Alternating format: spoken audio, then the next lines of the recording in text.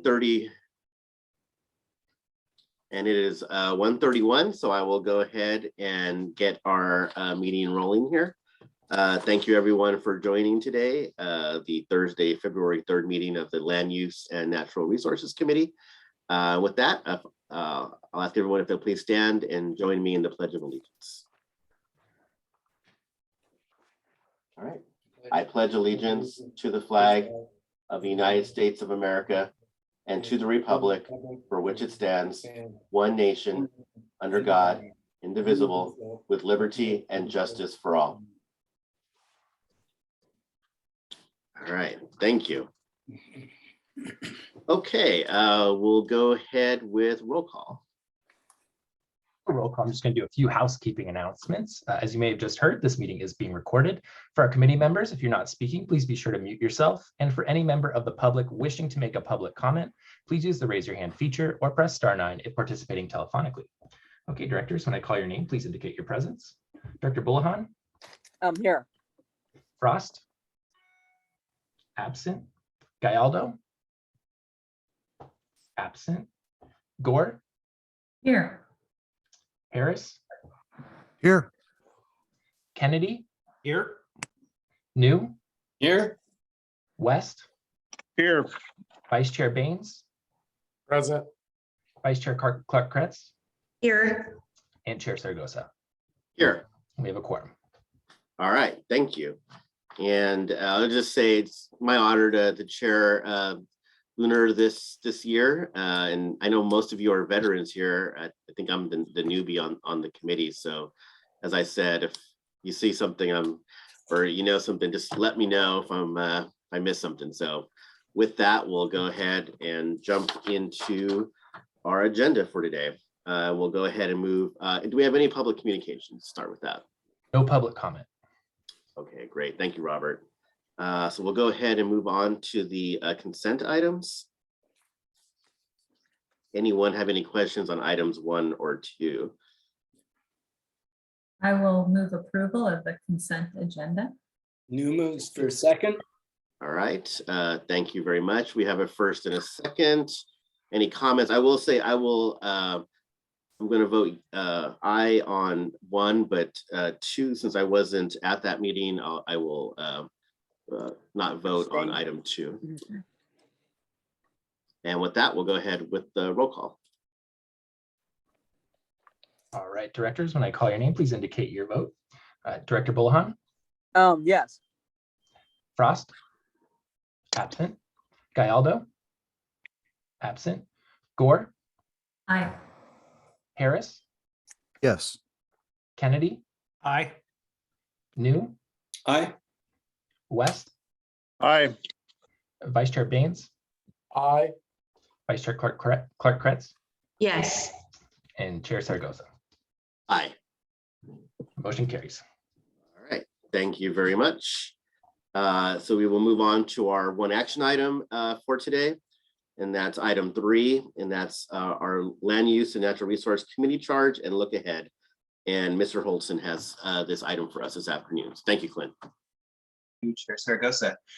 So this is your first action item of the year. It's the action item you all take every year on whichever committee you're sitting on. So this will be the charge that all of the things that SACOG does that will be overseen by this Land Use Natural Resources Committee. Just by way of kind of a look ahead at what you can anticipate over the course of this year.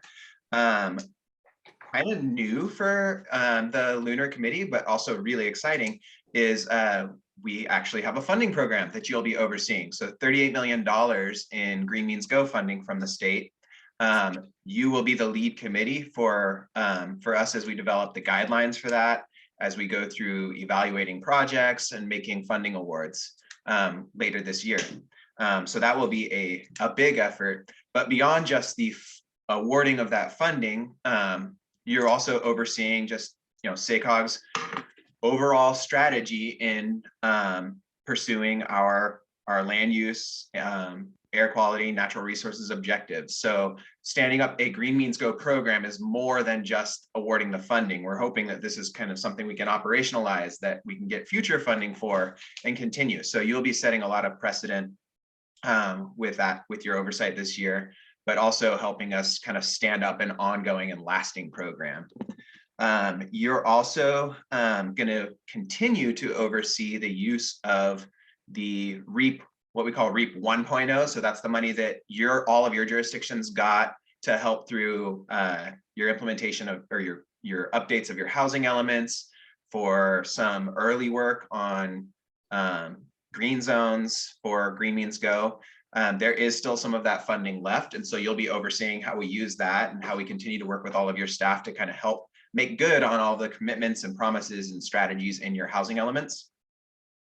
And then you're also going to, while you're not the lead committee for the long range land use transportation plan, what we call the MTP-SCS, and whether you have an item later on the agenda, that item or that plan update will be coming to you all regularly, because you will be helping to oversee the land use strategies and the housing strategies in that long range plan.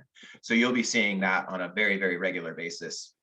And then the other thing that kind of changes from last year, or is at least more explicit in the committee charge, is that this committee is also going to be overseeing how SACOG can operationalize the work that the Race, Equity, and Inclusion Working Group is doing, specifically around how we can advance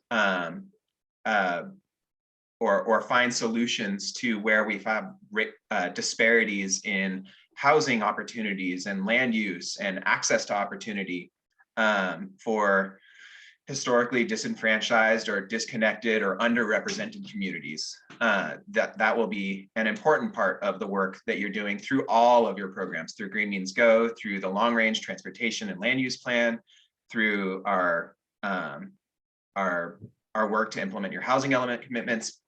Those are all things that you'll be overseeing this year. You will also this committee is in charge of the work that we do around agricultural economic development. So the rural urban connection strategy, this is the home committee for that. The work that we have ongoing right now related to that is what's called the Coordinated Rural Opportunities Plan. That is a project we're partnering with Valley Vision on to identify strategies and infrastructure needs to help our agricultural communities or our agricultural economy. That is something that you'll also be overseeing this year. And then it is also a big year for air quality, and you share some responsibilities over air quality with the Transportation Committee, but our responsibilities under the Clean Air Act, some of that will be coming to you as well. And this is a year where we'll be looking to adopt a new state implementation plan. And so we'll bring you some analysis and discussion and some policy discussion around air quality issues as well. Those are kind of the major things that you'll be overseeing this year. But I am very happy to take any questions or comments that any of you might have on the charge. And this is an action item that will go to the board, and they will officially adopt the charge for Lunar. Great, thank you, Clint. And I see Director Gore has her hand raised. Yes, thank you, Chair Saragosa. Clint, I have a question. I don't mean to be nitpicky. On the first recommendation, overseeing SACOG's efforts to implement the findings and recommendations of the Commercial Corridor Task Force, that makes sense. But the Housing Policy Toolkit, like we're not implementing findings on that. We have that as we're utilizing that to make recommendations, right? Right. Local housing elements, we make recommendations, but we're not implementing anything. So I don't want to be stickety, but at the same time, like SACOG's not, we're implementing some, but not everything under there. And so I think we need to reword that a little bit, if that makes sense. Yeah, that does. Yeah, and I will fix that for the board. It's really the assistance that SACOG provides for a lot of that is the technical assistance that SACOG will provide to your staff at the local level. And that is how we contribute to implementation, but you're right, it is. I mean, we make recommendations and we're going to provide support, but we're really not implementing findings. So I think if we can make that change, that would be great. Sure. Yeah, that's a good catch, Bonnie. And I have sort of a similar little bit of a nitpicky thing too, but I just wanted to make sure that it's clarified.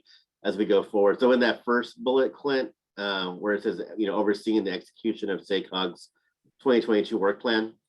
So, improving people's ability to get to jobs, that makes sense. And this is schools. And I didn't know, is that like improved schools, better access to schools, just to get in and other economic opportunities? Those two make sense, the bookends, but the schools part it needed a qualifier, I thought, or something to show what that meant. Yeah, and I can work that as well. Really, the intent of that sentence is that from the land use and housing strategies of our plan, just making sure that people have that we are planning in such a way that gives people access to opportunity. And when we say opportunity, we are talking about employment opportunity, educational and training opportunities, as well as groceries and all of the other things that you need to get to on a daily basis. That's the intent of that, but I can certainly clarify that as well. Gotcha. Thank you. I just, before someone's head explodes somewhere saying that we're implementing some trilateral commission agenda.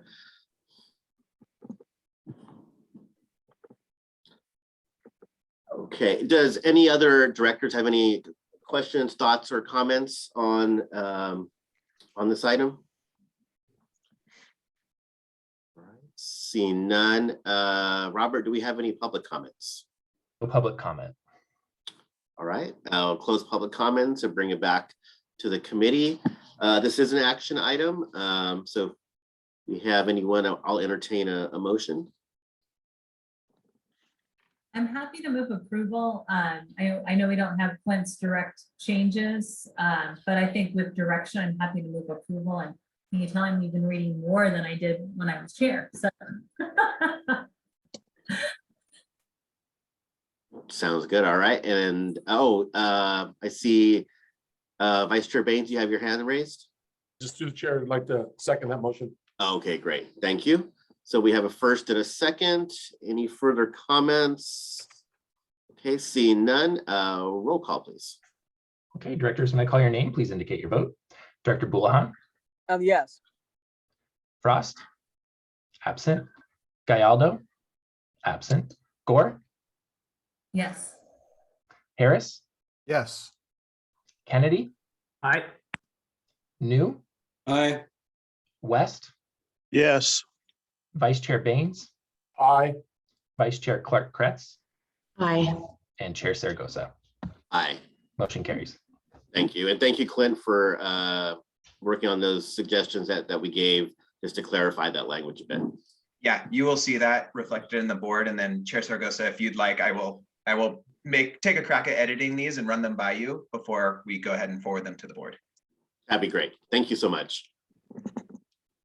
Okay, we will go ahead. We just had one action item for this meeting. We're going to go ahead and move on to our information items, which is item number 4. And this is the blueprint implementation activities for February 2022. And Dov has this report for us today. So thank you, Dov. Sure. And good afternoon, committee members. This is an information item on all of the blueprint land use implementation activities that SACOG staff participates in on an ongoing basis. This committee and the board receive a receive and file staff report every single month with this material, but it's a new year, we have some new faces, so just wanted to provide a little bit more context and background around what these activities entail and where they come from. I think most everyone here is familiar with the SACOG blueprint, a voluntary foundational planning and visioning process that we underwent in 2005 to really think about how the region can grow in a way that increases our quality of life and minimizes air pollution and congestion. And as a part of that process, we adopted a set of blueprint principles. So those principles include housing choice and diversity, transportation options, mixed use, compact development, use existing assets, quality design, and conserving natural resources. These principles are integrated into everything that we do at SACOG, and much of the work that we've done in the 17 years since we've adopted the blueprint has been oriented around how can we actually implement those principles in our regional as well as our local planning processes. So certainly the more formal SACOG projects and programs like our long range plan, our funding round, Green Means Go, those are going to be an attempt to implement the original blueprint. But I'm not really going to focus on those things today.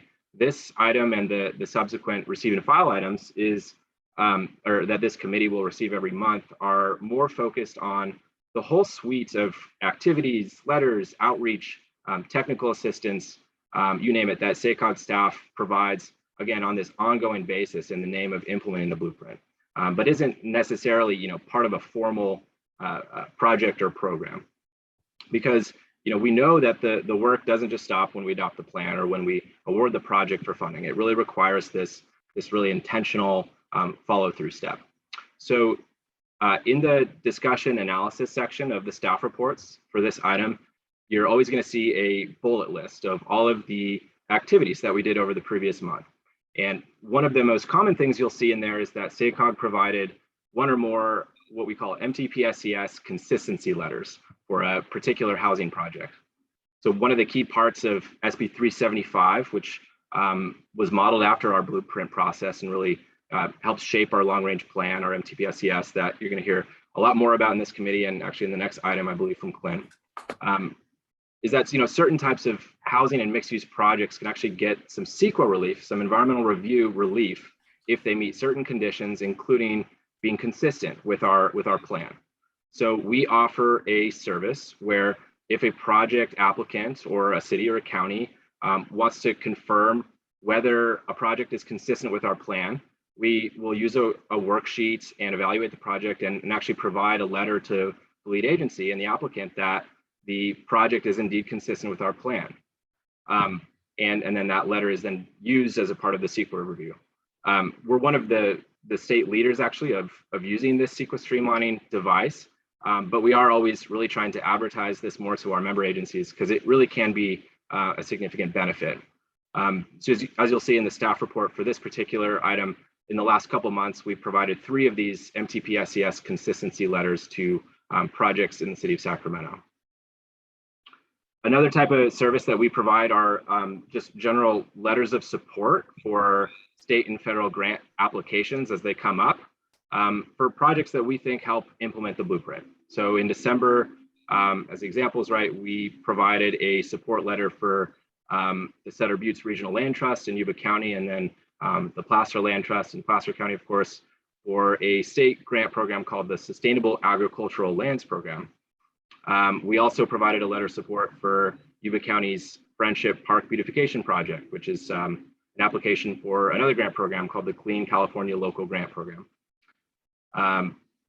It's not actually listed in your staff report because we didn't happen to do anything in December and January, but it's also worth noting here that in addition to these just letters of support, we provide direct technical assistance for a lot of grant programs for specific applicants. And just as an example of that, one of the larger affordable housing programs in the state right now, it's called the Affordable Housing Sustainable Communities Program.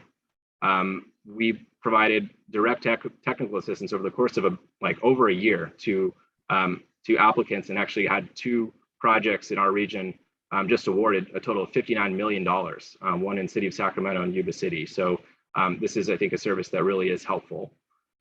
We do a lot of work as part of our housing program to keep our jurisdictions apprised of opportunities and just generally planning related issues. So for example, we held a workshop in December with all of our local planners and the State Department of Housing and Community Development, HCD, to discuss the state's new pro-housing designation program, which is essentially local governments who are going beyond state law and have policies in place that really accelerate infill housing. If you reach a certain point threshold in that program, you actually get extra points in a whole suite of competitive grant programs. So we had this workshop, we discussed how the designation works, how SACOG member agencies could apply. We're also continuing to work on all of our member agency MOUs and really starting to spend down some of the planning funding that SACOG provided every jurisdiction as a part of our regional early action planning grants, as well as the Civic Lab Commercial Corridors program that was mentioned earlier.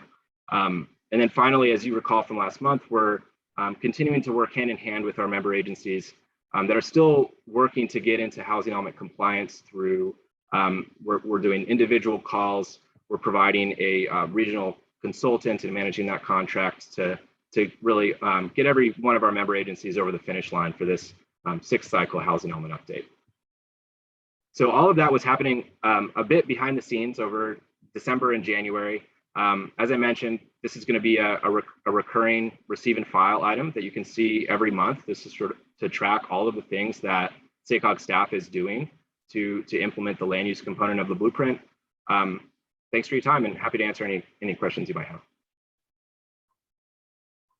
Thank you, Dov. And a ton of work going on really behind the scenes, even if it wasn't something that we were doing it necessarily in a meeting. So thank you for the update there. And I know I can speak directly for Placerville. SACOG's been helping us with our housing element, which we thought was done, only to get a lot of feedback from HCD, and SACOG really has been extremely helpful. And I feel very confident we'll get over the finish line here with HCD. So certainly small jurisdictions like myself really benefit from this, and so encourage others, if you haven't, to definitely use SACOG for those for their abilities to do that as well. But I'll go ahead and open it up for any comments or questions.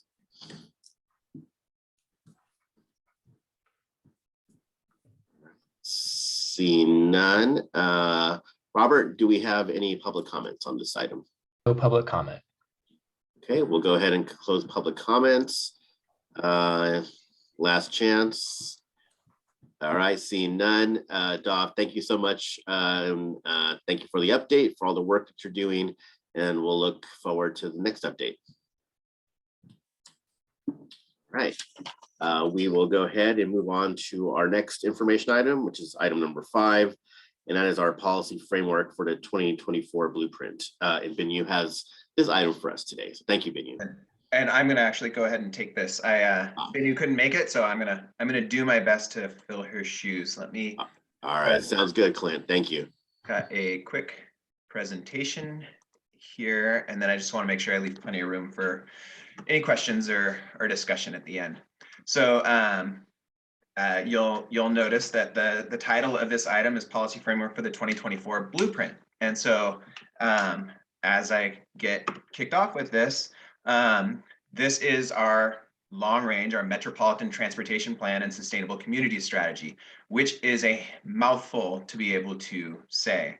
And so kind of, Dov kind of gave you a little bit of history of the blueprint. It's been almost 20 years since we adopted the blueprint in 2004. When our first long range plan after the blueprint was simply just the Metropolitan Transportation Plan for 2035, MTP 2035. It was an easy acronym to say, but then we got SB 375, and that added on the Sustainable Community Strategy component to our plan. So we adopted that into the acronym. So now we've got the MTP SCS. And those of you that have ever chaired an item and had to say that name, it is a heck of a mouthful, especially when you're acting on the growth forecast for the long range MTP SCS. So over the years, we have evolved the logo, but we kept that alphabet soup of a name. But now, as we're approaching 20 years since the blueprint, and we have a plan that is going to be going out to 2050, which was the original horizon year of that blueprint 20 years ago, we decided a really great way to honor all of that work, but also that blueprint project really put SACOG on the map. It's still got a lot of recognition in the country, in the state, within this region as a really groundbreaking effort to link land use and transportation planning. And when Dov's item that he just gave on blueprint implementation activities, those are really synonymous with the MTP SCS implementation that we do. He talked about consistency reviews and the blueprint. Those two things are inextricably linked. And the blueprint really led to a lot of the reason that we even have sustainable community strategies in California. So going forward, we are going to be calling our plan Blueprint.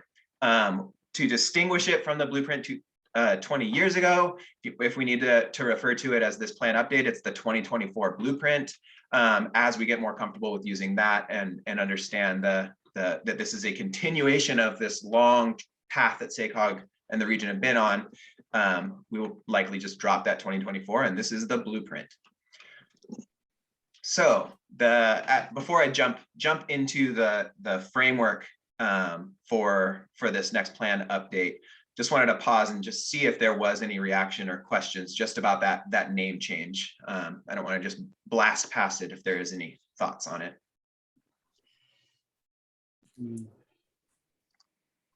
All right, I think you can go ahead. All right, so the very first action that the board will take, and you will see this as an action item at your board meeting later this month. It was taken up by the Transportation Committee, who's the lead committee for overseeing the blueprint update. They recommended to move this policy framework forward to the board this morning, but we still thought it was important to bring it to all of the committees so you all had a chance to weigh in and hear what you are kicking off for this year. So where we're at in the process right now, as I mentioned, this is the first big action on what is a multi-year project to update this plan. So you are adopting the policy framework today, or sorry, not today, later this month.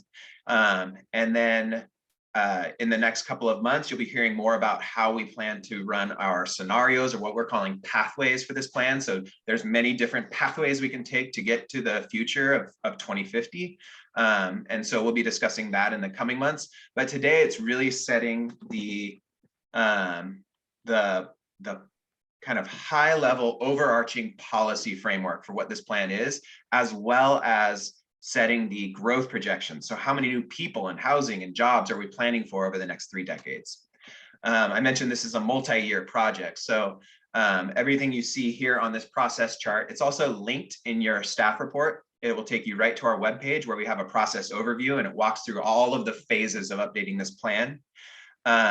Everything here in kind of that hot pink or magenta color, those are kind of major board discussions or milestones or board actions. And then this is something that you can reference, that our stakeholders that reference, your staff can reference, just so everybody can know where we're at in the process, where there are opportunities to provide input, what the analysis and decisions we're working on at any given time during this update process.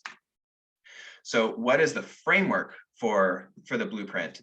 I mentioned this is made up of our regional growth projections, our forecast for what we expect by two years, 2035 and 2050. I'll talk about those in a minute. And it is also the kind of the overarching policy goals of the plan.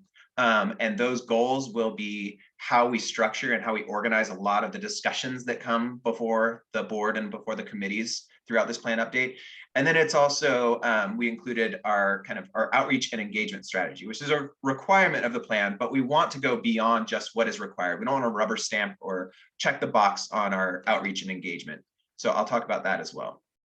So the growth forecast, this is the committees heard from Garrett Valderosa, who is here as well, in case there are any questions on the growth forecast, because that was a heck of an attachment we sent you. It's a very technical attachment.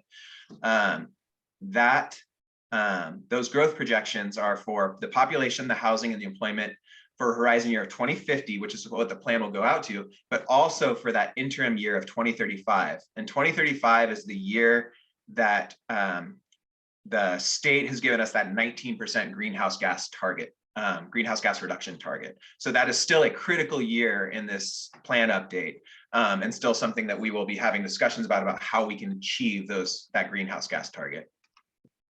So as far as what the total projections are, just to put this in a little perspective, compared to the last plan, the plan we adopted back in November of 2019, we've been seeing a slower growth rate. And that's not our region specifically, it's across the globe, our country, the state, Sacramento region. Just growth has just been happening at a slower rate. So that is playing out in these projections. As far as the overall amount of growth we're planning for, it's pretty similar to the last plan. it's about the same number of, close to the same number, a little bit more of jobs, housing, population, but we're going out 10 years. So that total increase, or that total growth, is actually taking an additional 10 years to get there. The number here for 2035, that 330,000 growth from basically today to 2035, that's about 30% less than what we were anticipating when we did this plan just back in November of 2019. So it's a slower growth rate, but a really important point or take-home point there is, I mentioned that's a global trend, it's a national trend. We still see, and these numbers reflect that, we still see the Sacramento region growing faster than the rest of the state on average. We're still attracting more new people, more jobs, and more housing over time than the rest of the state. So we still are competing quite well to attract a talented workforce and bring them to this region. But it's just, we are subject to those kind of exogenous demographic factors that the rest of the country is facing as well. On the job side, same story, about that a little bit less in that 2035 time period, but 260,000 new jobs over the course of the next 3 decades. And then households and housing units, about 280,000 new housing units by 2050 is what we're planning for, 156,000 of those by 2035. Before I jump to what the framework is, I just want to make sure I paused here at the end of the growth projections piece to see if there are any questions that I can answer, or that Garrett, while we have him here, can respond to as well. I have a quick question, Clint. You said Sacramento is growing. Sacramento, what does that mean exactly? Sorry, what I meant to say, the greater Sacramento region. So our 6 counties are 22 cities. Okay.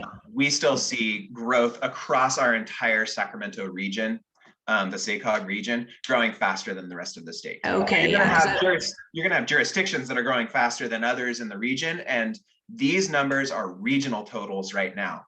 Part of what we'll do with your direction and guidance over the next couple of years is start making decisions about where in the region that growth goes.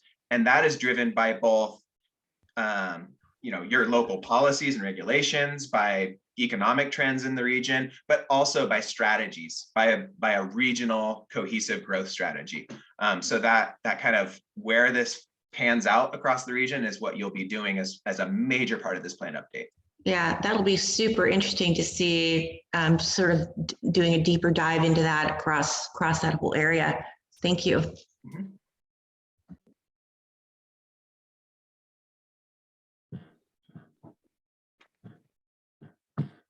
All right, I think go ahead.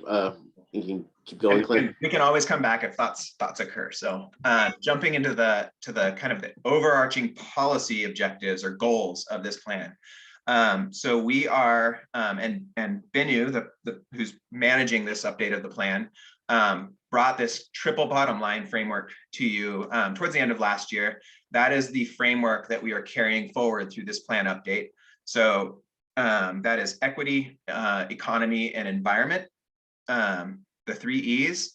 For equity, this statement, a just and inclusive region where investments are made in historically marginalized communities, so race is no longer a useful predictor in health or economic outcomes, and outcomes for lower income residents are improved.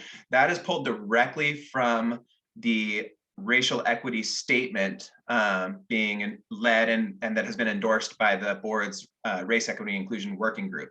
That is something that you also be seeing at the board next month to act on, is that racial equity statement. We thought it was important that our largest effort at SACOG, which is the update of this long range plan every 4 years, it's a massive effort that really needed to be consistent with that racial equity statement. We thought that was important. So this language comes directly from that. What that means in terms of what are we bringing to you to help understand how we are or are not living up to this goal.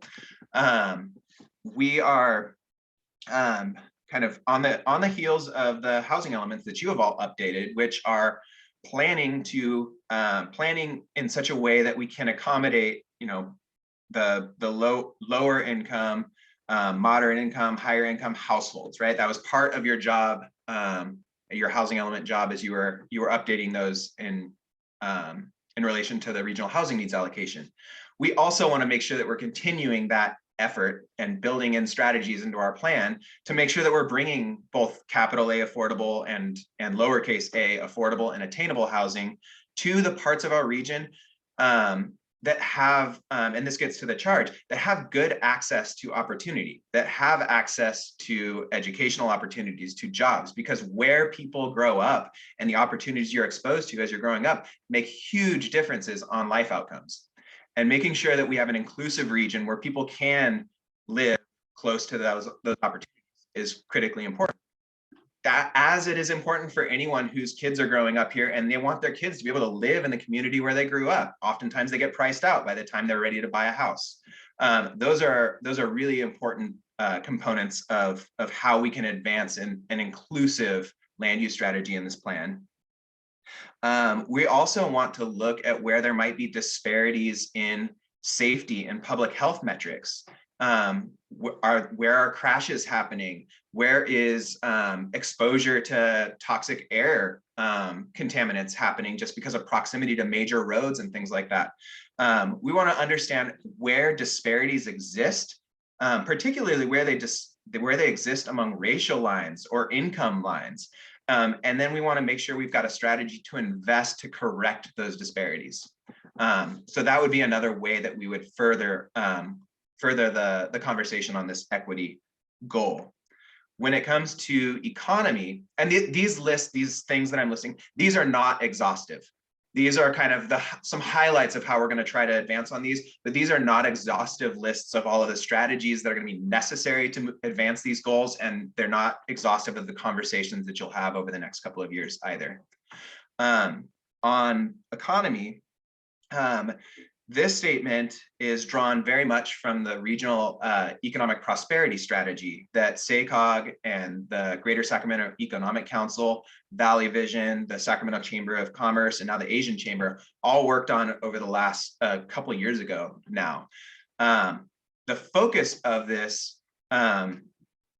statement is really on the work that we had the Brookings Institute come and look at our region and help us understand where we have tradable sectors and maybe a bit of a competitive edge for those tradable sectors. And when I say tradable sectors, those are parts of the economy that really import wealth. They're not necessarily population serving. Agriculture is one of our biggest exports from this region. It's also one of the largest, it is the largest land use in our region. A good chunk of our region is not urbanized. It's working lands, it's agriculture, it's habitat. Those places are critical for our economic prosperity. And we want to make sure we're investing in such a way to prop those up and make sure that they are strong. One note that came out of leading up to this action today, we had a really good comment that came in from Sacramento County that was just pointing out a blind spot that we had in our list of what we're doing here. And in the conversation this morning with Transportation Committee, we are adding a bullet point under economy for fix it first, because that is a huge need in this region. We have major shortfalls when it comes to maintaining our existing transportation and transit systems. And so they made the very good point that we need to include a statement about advancing a fix it first approach to preserving and protecting our transportation and our transit systems. So we will add that bullet point to this framework, and that will be apparent when this gets to the full board as well. And then on environment, I think we all are very familiar now with one of the major objectives of this plan, which is achieving that 19% greenhouse gas reduction target. And that will remain a very important part of the strategies we put forth in this plan. But that's not all we care about when we are talking environment. We're also looking at how we can build in more resiliency or adaptation into our long-range plan. We're coming on the heels of record fire and drought seasons. We've seen the risk of flood throughout the region. And when we're investing in infrastructure and we're developing a regional strategy for growth, we really need to be paying attention on where we're putting those assets and where we are directing growth, so that we're aware of where we're creating risk, and that we're building in strategies to maybe have a more resilient region in the face of climate change and weather events, extreme heat events, things like that. The other thing that we need to pay attention to, both from a federal Clean Air Act standpoint, but also because for the health of ourselves and the residents of the region, is air quality, not just the greenhouse gas emissions, but the toxics that come out of tailpipes, the toxics, the particulate matter that's thrown into the air just by cars driving over the road, doesn't necessarily have to come out of the tailpipe. Those are all things that lead to heart disease, to lung disease, to asthma. And we want to make sure that we are over time reducing those impacts, and ensuring that we have cleaner air for future generations. So those are, and then also we've got, I mentioned this when I was talking about economy, that our natural resources in this region are critical for our economy, but we also just want to make sure we're protecting habitat, that we're protecting our recreational opportunities. A lot of us like to go into the mountains or the foothills, or partake in our rivers for recreation, and those are all important environmental assets that we want to protect and invest in as well. So that is, and I'm really bad, I'm bad about advancing my slides, so I always miss the fun pictures as I'm getting carried away with talking. So I'm going to jump next into the outreach and engagement strategy, but before I move on from those policy goals, I was going to pause one more time to see if there are any comments or questions on those.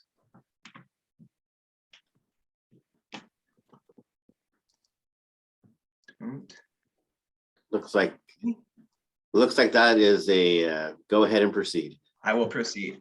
So on the outreach and engagement side, of course, we have required public outreach obligations, but we do not want to just check the box on those. We want to make sure that we are doing regular, genuine, and early engagement with stakeholders, with residents, but also with your staff, with member agencies, with partners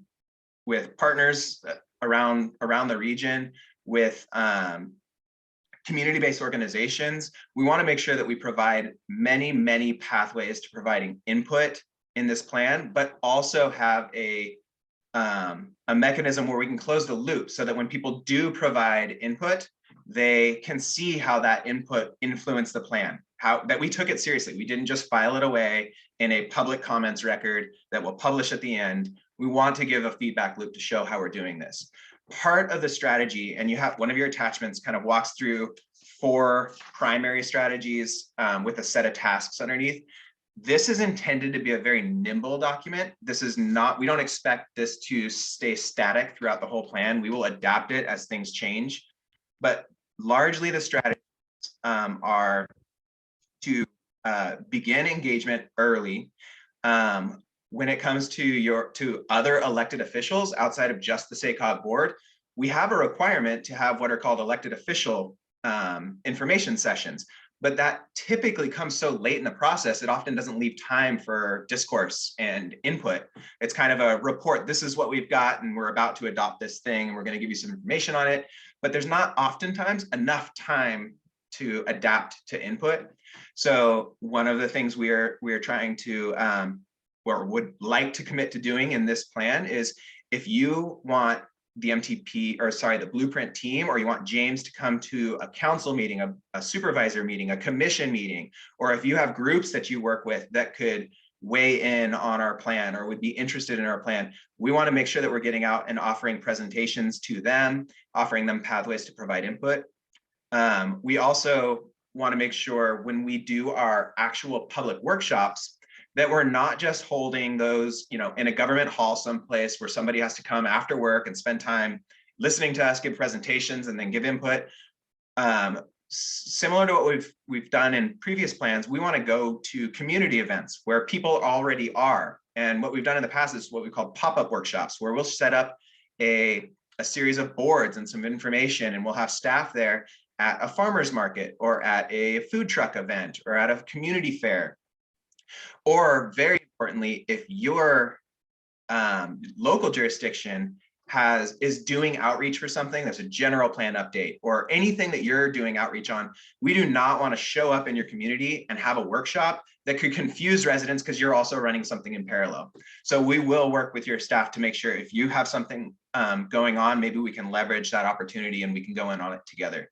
This will be particularly important. It's across the region, but particularly important in Placer and El Dorado, because both those counties need to be adopting their own regional transportation plans roughly on the same schedule. You also need to be doing outreach, and we don't want to, jump in and have a completely separate outreach event, a week away from when you're doing one for two very similar plans. Your plans are part of the regional SCS, the regional blueprint. The other major strategy that we're having is no one needs to show up at a prescribed time or a prescribed event to give input. What we've done in the past and had success with is we will have that prescribed time and we'll have staff there so that people can engage in a conversation with us, but we will have all of that same information and all of those same questions and opportunity for input in an online format that you can do from the comfort of your home whenever you want to, that we can give to a community-based organization or another organization if they want to run their own outreach and they can bring that back to SACOG. We are there to help or not, whatever they would like from us. But this is really intended to be as many different paths providing input as possible to as diverse and widespread a group of stakeholders and residents and electeds and staff from around the region. And it ultimately is intended to be very, very flexible so that we can adapt to changing circumstances or changing needs. So one of the requests we got, and you will see in the final version that comes to the board that we got this morning at Transportation Committee, is this really is, especially if you look at the, well, strategies 2 and 3, but increasing feedback from low-income communities, communities of color, as well as gathering input from a broad variety of interests, and in particular, historically underrepresented communities. The request from transportation this morning is that we are much more explicit right up front, maybe in the title of the engagement strategy, maybe with a cover sheet that outline more of the high level goals. What are we actually trying to achieve with this engagement strategy, rather than just the list of tasks here? So that is something that we'll work on and will be more fleshed out by the time it gets to the board later this month. So I think that is, yes, that is the end of my slide deck. I will stop sharing and then happy to answer any questions or discussion from the committee members. Great. Thank you, Clint. And thank you for stepping in and doing the presentation for Venue. So that was great. Any questions or comments at this point? I do have, I will say, I'll go ahead and, yes, Director Gore. Thank you. Hey, I have a quick question, Clint. So I looked at the staff report and then looked through the very large additional report for all the data. So what I'm curious about, and I saw it with the numbers and the job projections, like the percentage increase, right? And how jobs as well as population, it's a lesser percentage increase than we had anticipated. But with the population, what's the percentage increase we anticipate? Because, I look at the, the 368,000 or the 566,000, what percentage is that over time? I think that's just helpful to know, because just the raw numbers, it's hard to put it in perspective, right? Because then I have to think about, well, what's the base population? And I don't know if that's helpful, if we're able to include that ultimately in an overall update, the percentages in addition. Yeah, I see Garrett came off. Garrett, if you have it right off the top of your head, I'll let you jump in. But so I will calculate that, Supervisor Gore, as we speak. It's funny, the metric we use is probably not as intuitive, but what we use, it's called the annual growth rate. So we look at that through the whole 30-year period. And so every year when you average it out over this projection series, it's 0.67%. So again, that probably doesn't resonate for you as much. It's a more technical number, but in the past it was closer to maybe 0.9%. So it was closer to maybe 1%. And again, the projection series, that doesn't mean tomorrow we're going to drop down to 0.67%, but as we get closer to 2050, we're going to see that kind of curving down. So what I'll do real quickly, and then I'll take that overall percentage of right now to 2050, that whole time series, but the metrics we actually use is kind of the year by year, because that allows us to compare ourselves across different regions and across the state. But let me really quickly take the overall number and get back to you. That makes sense. I appreciate that. But then when I look at the big picture, like, what does the big picture mean, right? Like, is that 30%? And then I'm having to go back. So I don't. I think we're around, makes sense. yeah, we're around 2.5 million today. So I think we're talking in the range of a 20% total population increase, but looks like Garrett's tapping away at a calculator. So we'll have that number very shortly. Yeah, and that was, it kind of follows a little bit where I was going to go with this as well. And, I do think it'll be interesting to see. I feel like this first half between now and 2035, you're probably going to see less. It won't be as stark, but I feel like 2035 and 2050 could be a real paradigm shift on how things are, just as technology changes. And the apex of that probably is still about 10 years out, but that you will see maybe significant differences, such as everybody in driverless vehicles and things like that, where it will change how we do things, how things operate in ways that we can't fully quantify today, but that aren't too far off into the distance. And I just think there's going to be I just feel like what we have today is going to be significantly different by around 2030-ish or a little bit past that. Yeah, 100% agree. And it's so hard to do this update because, gosh, 2030 seems far enough away. Gosh, even thinks 2050. But so Director Gore, for your question, it would be the region would grow by about 25% over that time frame. It's 22.3. So you can think, the region grows by a quarter of its population. That's a lot of people, as Clint said in the messaging, right? This is it's a little bit about it's a more nuanced messaging of it's a slower growth maybe relative to the last time we did this, but still, if you can think of your own community being a quarter bigger, right? That's still a lot of people. Of course, it's just taking a little bit longer to get to the growth. So maybe 25% is maybe a more digestible number that makes more sense to right outside of the very technical kind of year by year change. Thank you. Appreciate that, Garrett. One thing I'd flag for, I think, the group here, because we will be dealing with this as we go forward from the race equity and inclusion standpoint, and that equity framework on the triple bottom line is, and this will come back to us at our full meeting for an adoption, and something will be adopted, I believe, and then I think it'll be sort of the rubber hits the road at that point.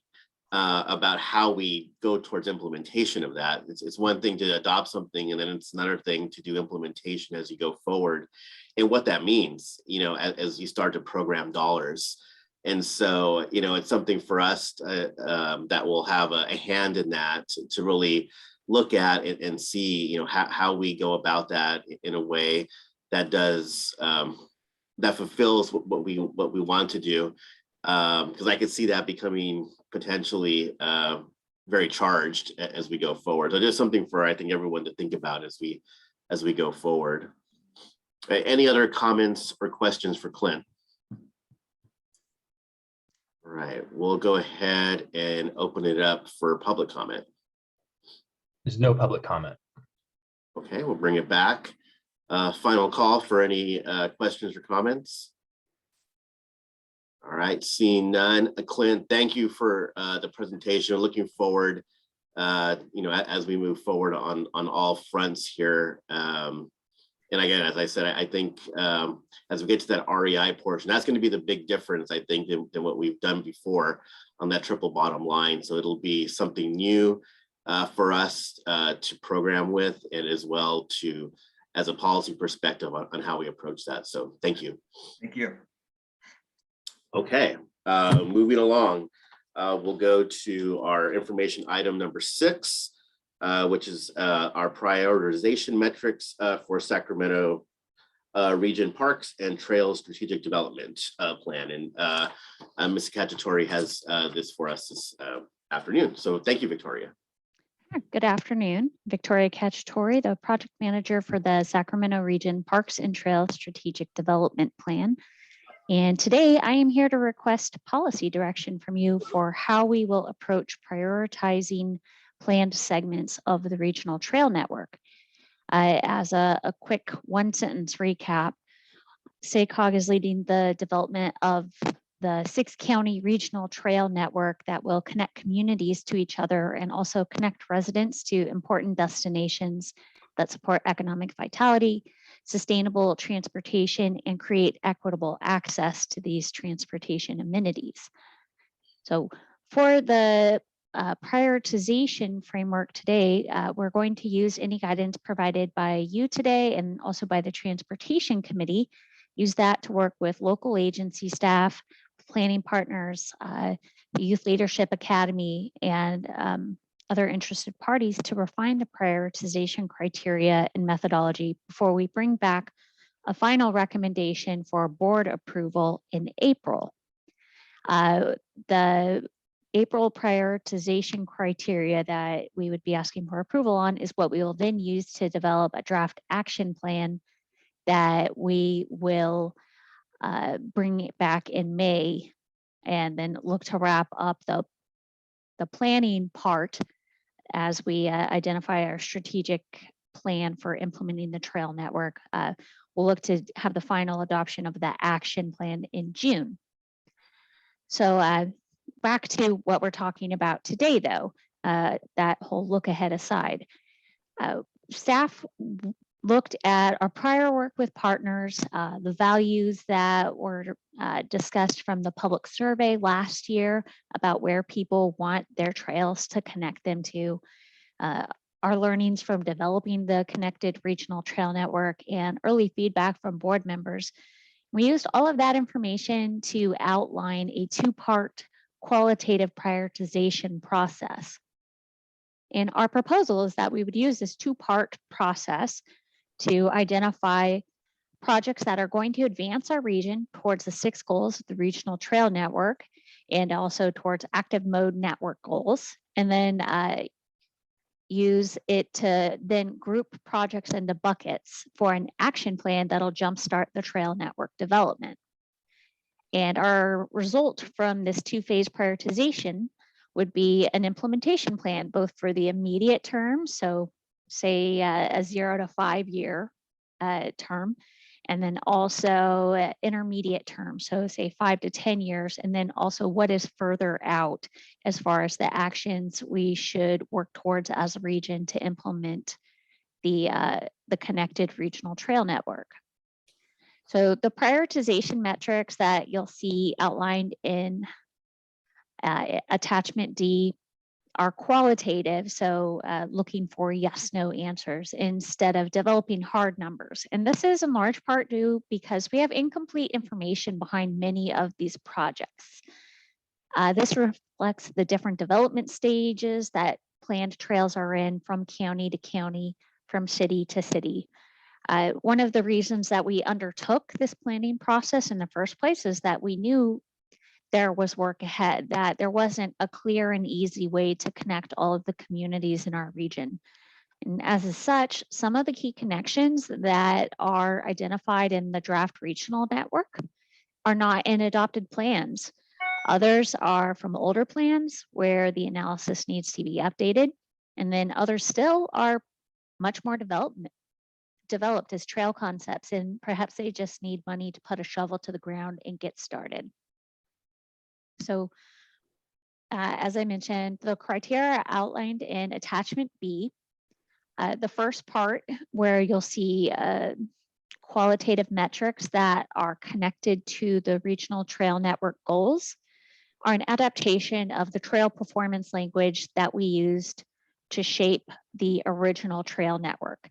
I thought it was important to use that for the prioritization criteria to keep consistent with what has been driving the regional vision of a connected trail network. But we also propose added qualitative criteria to capture what we've heard is vital about regional networks and these trail connections. And then our last category for prioritization is a readiness criteria to understand what stands between us and any of these new trail connections that are being proposed.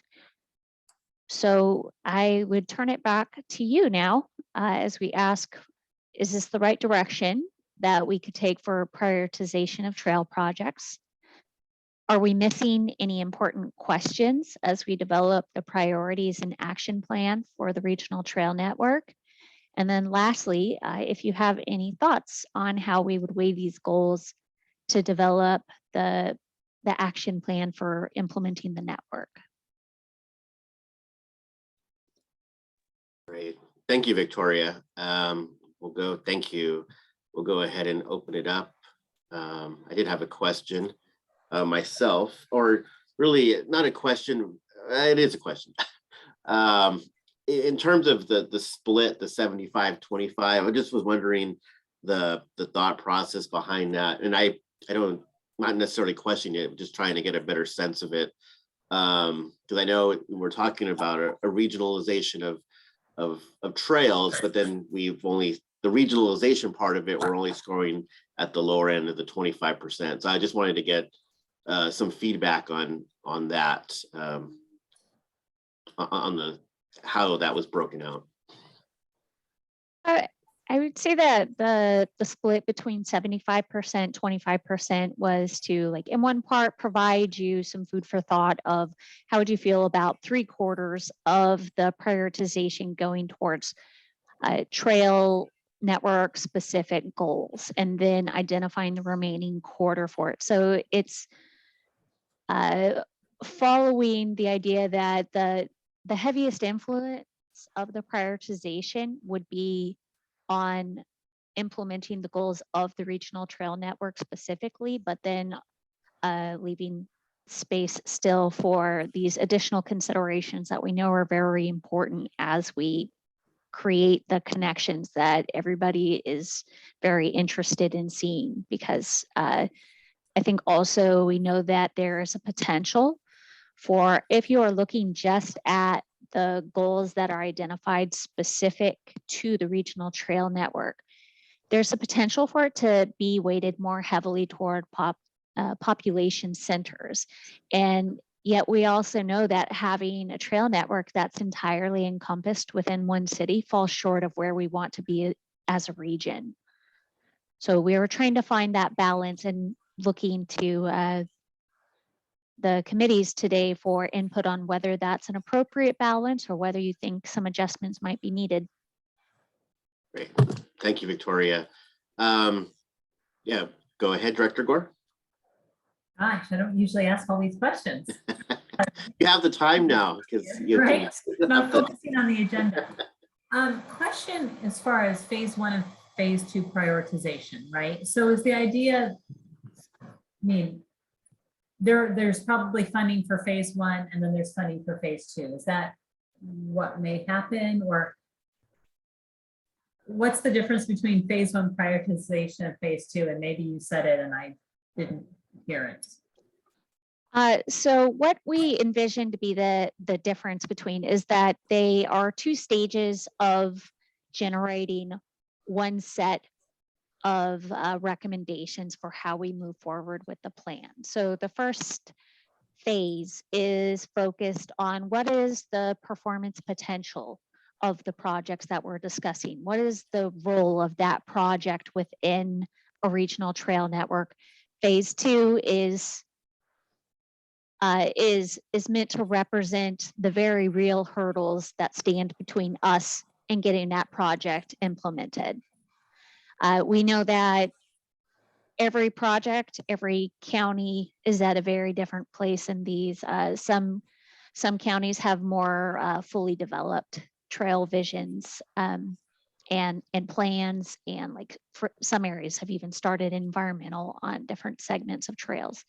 Others have more aspirational visions of we want to someday connect these two communities and we don't fully know how. The aspirational ones have a very different set of actions to move them forward. Thank you. I appreciate you helping me get my head around that. Thank you. Any other questions or comments?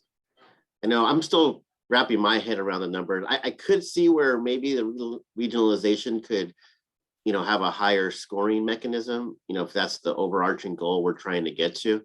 But at the same time, I understand kind of the other criteria is within, within the 75% too. So I don't know yet. I think it's still more to be seen, but my gut tells me maybe there needs to be a little bit higher on regionalism. Director Gore.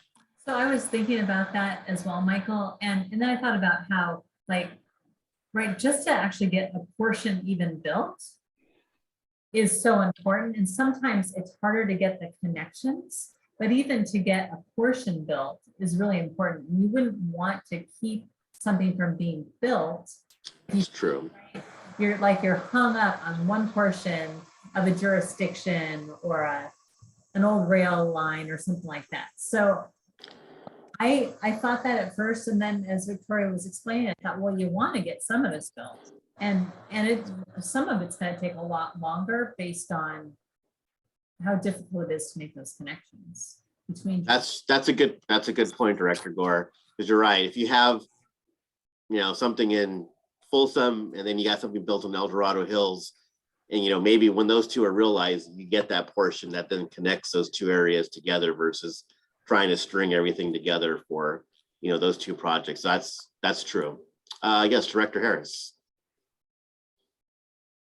I can't believe I finally remembered to unmute myself. I agree with what both of you guys are saying right there.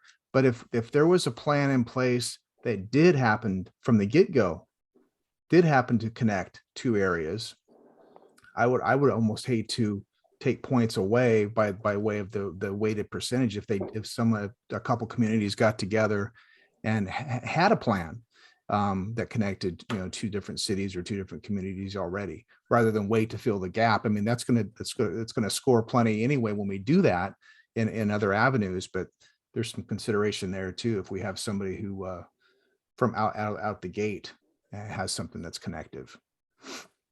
For example, Yuba City and Marysville. Yep. Just a thought. It's kind of a difficult call to make. Yep. All right. Thank you. Also, Director Frost and then Director Gore. And welcome, Sue. Oh, you're still on mute, Sue. Thank you. Sorry I was late. No problem. Appointments. I just wanted to say I thought that was a good observation on the part of Director Gore, and I was thinking about STA and how we always make our plans,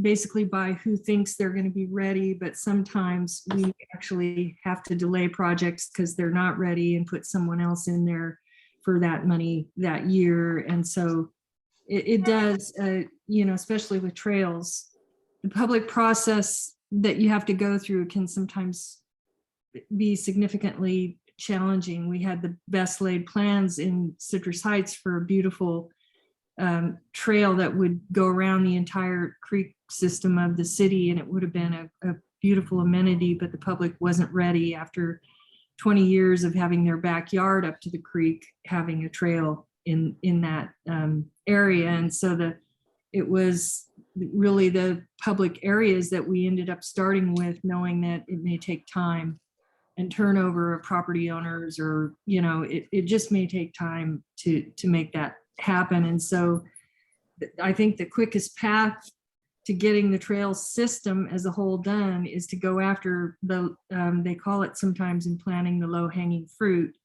Go after what we can get done quickly and then keep moving forward as quick as possible. Thank you, Sue. Director Gore. Thank you. I appreciate Director Harris's point, because you're right. Like, if you've got a project that works and it's, you know, multi-jurisdiction, absolutely. But then that's why there's the prioritization of the regionalization. So, right, if you end up having a project like that, it's going to weigh out higher or, you know, come up higher than a project that's just, you know, the city of Roseville only. So I would think that in your case, Sean, this would be, yep, okay, and would move forward probably faster than a standalone project.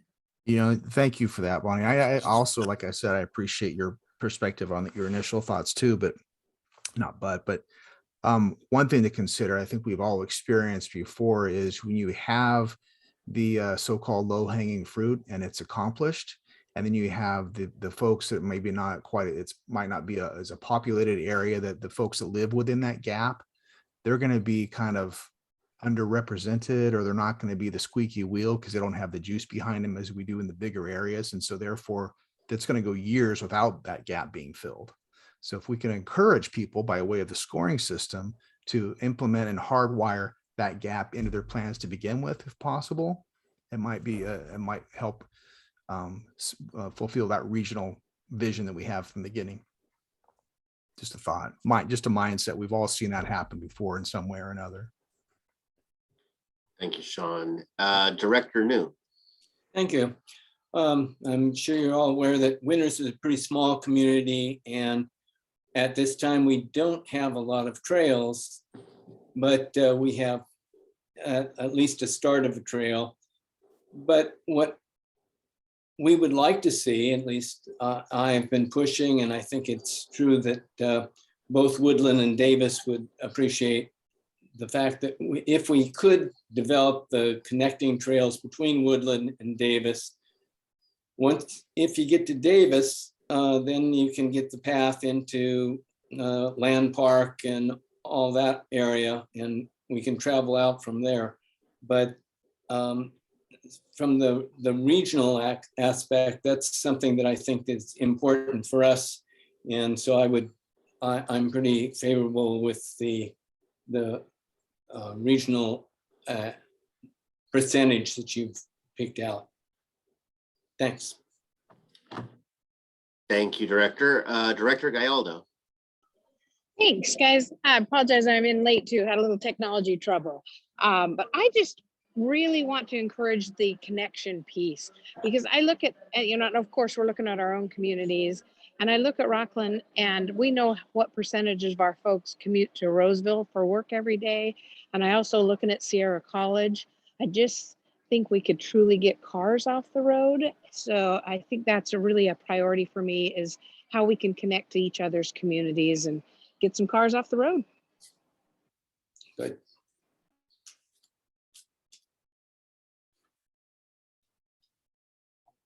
Well, Chair Saragosa, you're muted. Thank you. I had to do it at least once. Thank you, Jill. Any other comments at this point? I don't think I've opened it up for public comment yet, so I'll go ahead and do that if we have any. No public comment. Okay, thank you, Robert. We'll bring it back to the committee. Any final? I know this is sort of a receive and file, but I hope Victoria, we're giving you some feedback here that's helpful as you fine tune this. And this will come back in May. Is that correct? We will take this to planning partners such as your local staff and other organizations that have been working with us on it. We'll bring back prioritization criteria and the methodology in April. In April, okay. Yeah, and we will have a draft prioritization list / action plan in May. Got you. So quick turnaround. So if I can summarize here a little bit, it sounds like, I mean, from the directors that spoke, you know, we really do want to stress that regionalization and have those stretch goals, if you will, and not leave some of the smaller municipalities behind. At the same time, where we can get standalone projects done, and where you can get 2 cities or 2 regions that are done, and then kind of get that middle piece done after that, because there's a realization there. So basically, we want everything. but in a way that hopefully works. But I do see that I think there really was some nuances in there, but stressing that regionalization as well. So if anyone has any difference of opinion on how I summarize that, let me know. But I hope that gives some good feedback back to staff as we fine tune this action plan. Okay. Thank you. All right. Thank you, Victoria, and thank you everybody for a good discussion here. Those were all really good points as we try to make this plan, realize this plan. All right, we've reached our report period, item 7, and this is really just for all of you that anything you all want to bring up to your colleagues here and the staff. So sort of an open session, if you will, at this point, or any reports. Anything anybody would like to, great things that your city or county are doing. Yes, Director Gallardo. Just on the trail subject, and a lot of you know we bought the old Sunset Whitney Golf Course a few years ago, and we'd opened up 2.5 miles of trails on the old golf course. And we're really excited that in this, we were waiting for this rainy season that we haven't had to get over, but we are going to start opening up the rest of the trails. So we expect to have a significant piece of trails to walk on, and hopefully some cross-country courses for the local schools as well. That's awesome. Thank you, Jill. Director Wilhan. Yes, last month's board meeting, James kept talking about Delta Protection Commission, and my colleague on there on the council, Paul Steele. Now, Paul likes to promote his annual Spam Festival, which is this coming Sunday at Peter's Steakhouse off Highway 160 in Isleton. So I thought I'd mention that again on behalf of Paul Steele. Absolutely. Thank you, Pam. All right. Anything else? All right. Seeing none. It is 2:48, so I will give you all back 12 minutes of your time. Thank you, everybody, for coming together today. Thank you, staff. And James, we hope you gave a good presentation at CFE today. So with that, I will conclude our meeting for this afternoon. Thanks, everybody. Thanks, Michael. Thank you. Thank you. Bye, everyone.